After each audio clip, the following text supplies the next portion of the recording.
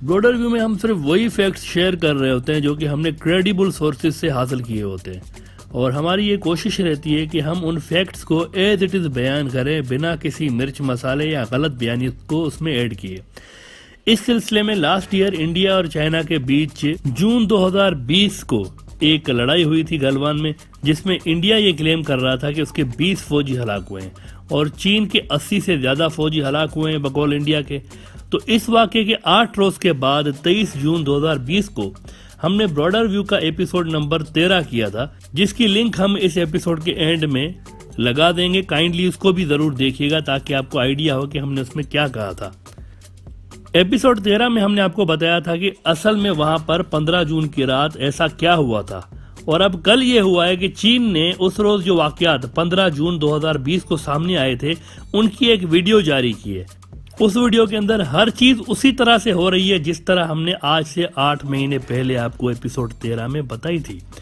सबसे पहले आप ये वीडियो देखें जो कि चीन ने जारी की है 15 जून वाले वाकये की, इसके बाद आगे बात करते हैं। 搭设一个帐篷以后，现在又搬过来一个新的帐篷。6月，外军公然违背与我方达成的共识，悍然越线挑衅。按照处理边境事件的惯例和双方之前达成的约定，团长齐发宝本着谈判解决问题的诚意，仅带几名官兵前出交涉。 却遭到对方蓄谋暴力攻击。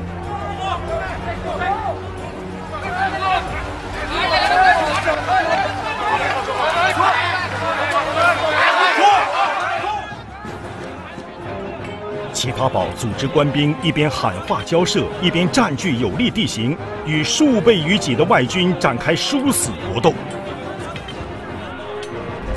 增援队伍及时赶到，官兵们奋不顾身，英勇战斗，一举将来犯者击溃驱离。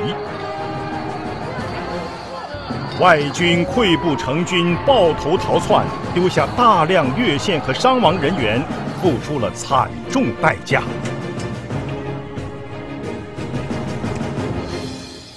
आपने नोट किया होगा कि इस वीडियो के 2 हिस्से हैं। एक हिस्सा दिन का है, यानी दिन का वीडियो है एक, और दूसरा रात के टाइम का वीडियो है। दिन वाले वीडियो में बहुत ज्यादा इंडियन फौजी आपको नजर आ रहे हैं और चीनी फौजी बहुत कम है।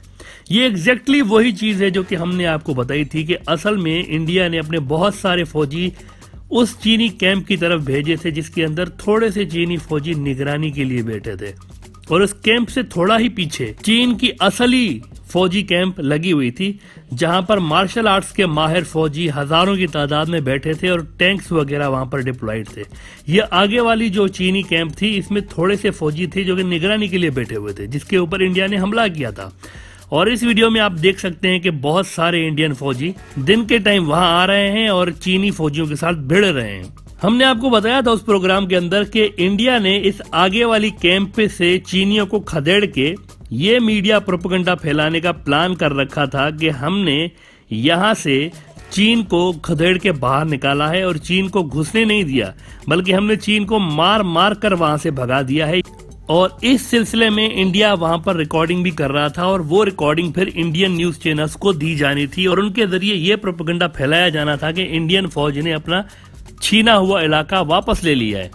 और इंडिया की जानिब से वहां पर ही मामला खत्म करने का एक पूरा प्रयास किया गया था। और हाई लेवल की जो मीटिंग थी इंडिया की, उसमें ये चीजें डिस्कस हुई थी कि किस तरीके से रेपुटेशन को भी बरकरार रखना है मोदी साहब की और जंग को भी अवॉइड करना है चीन के साथ, क्योंकि चीन उस वक्त तक 1000 स्क्वायर किलोमीटर पर कब्जा कर चुका था। और ये जो वाकया पेश आया है ये गलवान के एक इलाके के अंदर पेश आया। तो जो हमने आपको बताया था एपिसोड नंबर 13 में, बिल्कुल वही चीज आपको इस वीडियो के अंदर नजर आ रही है।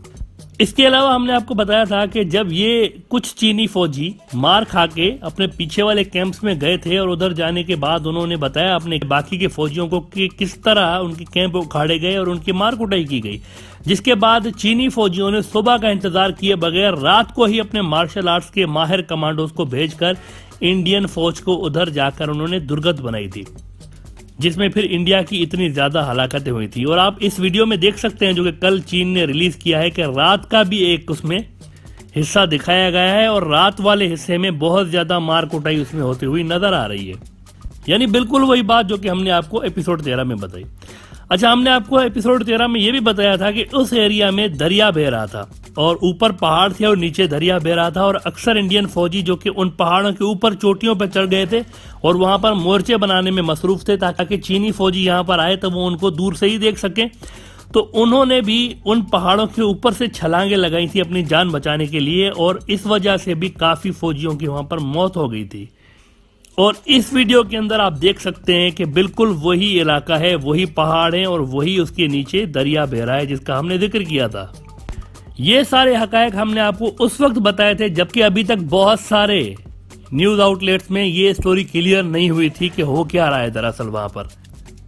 और इंडिया न्यूज चैनल तो खास तौर पर गलत बयानी और डिसइंफॉर्मेशन फैलाने में मशगूल थे, लेकिन हमने उस वक्त भी आपको वही बात बताई जो कि हकीकत थी, और आज चीन के इस वीडियो ने उस हकीकत को कंफर्म कर दिया है जो कि हमने आपके साथ बयान की थी। लिहाजा एक बार फिर यह साबित हो जाता है कि ब्रॉडर व्यू के अंदर हम आपको हकीकत बता रहे होते हैं और आपके साथ वही रिपोर्ट शेयर कर रहे होते हैं जो कि ऑथेंटिक होती हैं और सच पे मुबनी होती हैं। अब आप जरा एक बार फिर ये देख लेंगे एपिसोड 13 में हमने क्या बात की थी, और उसके बाद आप चीन की जानिब से जारी किया गया वीडियो भी देखिए और खुद उसको मैच करके देखें। आपको अंदाजा हो जाएगा कि एक एक लफ्ज जो हमने बताया था आपको वो बिल्कुल सही साबित हुआ है। तो इंडिया ने ये सोचा कि अब चीन की तरह हम भी इस इलाके में वापस जाके वहाँ पे जो मैदान खाली पड़ा है, क्योंकि चीन 1 किलोमीटर पीछे चला गया हुआ है और सिर्फ एक चीनी टेंट वहाँ पे चीन ने लगाया हुआ था, वो भी सिर्फ निगरानी के पर्पस के लिए। उसमें 8-10 फौजी ही थे वहाँ पे, ज्यादा फौजी नहीं थे उसमें। तो इंडिया ने सोचा कि इनको बाहर निकालते हैं और इस इलाके पे हम कब्जा कर लेते हैं ताकि ये तासुर दें कि गोया के पूरी गलवान वैली को ही हमने जो है वो वापस ले लिया है।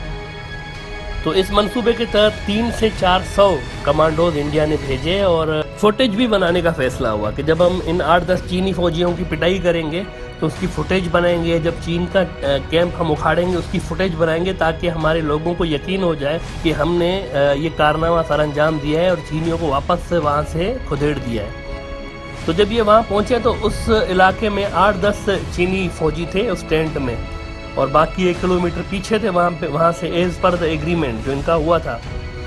और ये 8-10 फौजी जो थे ये नज़र रखने के लिए इस इलाके में उन्होंने वहाँ पे छोड़ रखे थे। इस पे जनाब मंसूबे के तहत इंडिया के जो कर्नल संतोष बाबू थे उनकी सरबराही में आए हुए ये 300-400 इंडियन कमांडोज ने एक तो वो टेंट जला दिया है चाइनीज का, और साथ ही वहाँ पे अच्छी खासी पिटाई भी की इन चाइनीज की और उनको वहाँ से भगा दिया और फिर जश्न मनाने में लग गए और वहाँ पे अपने टेंट लगा के इन 300-400 कमांडोज को वहाँ पे तैनात कर दिया उन्होंने। और साथ ही दिल्ली तक भी इन्होंने ये न्यूज़ पहुँचा दी कि जनाब बहुत ही ज़बरदस्त कामयाबी हासिल हुई है हमें। अच्छा, वादे रहे कि इंडिया और चाइना के बीच हुए एक समझौते के तहत जो दोनों फौजी हैं इंडिया के भी और चाइना के भी, वो इस इलाके में वेपन्स नहीं रखते और यहाँ पे जो हाथापाई होती है वो डंडों और पत्थरों और इस किस्म के हथियारों से होती है।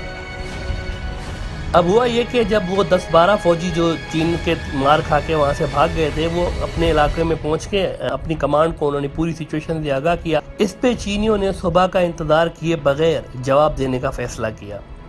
अब एक नई चीज भी सामने आई थी कि इन इलाकों के लिए चीनियों ने एक स्पेशल फोर्स भी बना रखी थी जो कि जूडो, कराटो, कुंग फू और मार्शल आर्ट्स के माहिर हैं। ये लोग अपने साथ लोहे की रॉड्स कैरी करते हैं जिन पे स्टील की कीलें लगी हुई होती हैं। ये इतने खौफनाक हथियार हम अपने साथ ये कैरी करते हैं चीनी फौजी। हमने इनको निंजा टर्टल्स का नाम दिया हुआ है आपकी आसानी के लिए। तो जनाब इसके बाद पिटाई की ऐसी दास्तान शुरू होती है जो कि शायद इंडिया ने कभी अपनी किसी फिल्म में भी ना देखी हो। ये 1000-1200 के करीब जो निंजा टर्टल्स वहाँ पहुँचे हैं उन्होंने सर्कल बनाते हुए पहले तो इस एरिया का घेराव किया है, ये मेक श्योर करने के लिए कि कोई एक भी इंडियन फौजी वहाँ से मार खाए बिना या प्रसाद लिए बिना भागता नहीं है। उसके बाद वहाँ पे वो कुट पड़ी है इंडियन कमांडोज को कि मौरख भी खामोश है इस दास्तान पे। इस एरिया को इंडिया पेट्रोल 14 कहता है। -2 डिग्री सेंटीग्रेड का मौसम और आग बरसाती चीनी कीलों वाले डंडे। नाज़रीन, बहुत से जो इंडियन कमांडोज थे उन्होंने जान बचाने के लिए पहाड़ के नीचे जो दरिया बह रहा था उसमें छलांग लगा दी, जिसमें से कुछ तो मौके पे ही हलाक हो गए और कुछ जो थे वो शदीद जख्मी हो गए। और इंडिया की तरफ से देर से पहुंचने वाले रेस्क्यू टीम की वजह से मजीद हलाकतें हुई वहाँ पे।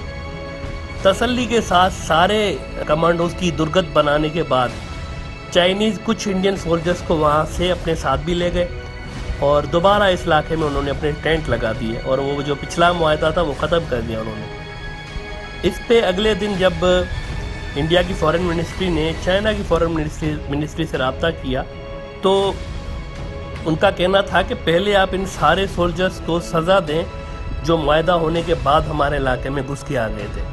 इससे पहले कि इंडियन मीडिया में अगली सुबह इलाका वापस लेने का प्रोपेगेंडा शुरू होता, इंडियन मीडिया में इंडियन सोल्जर्स के हलाक होने की न्यूज़, 20 सोल्जर्स की हलाकतों की न्यूज़ सामने आना शुरू हो गई। मोदी साहब हीरो बनने के चक्कर में थे लेकिन उल्टा बात गले में पड़ गई। ये थी असल कहानी 15 जून वाले वाक़ये की।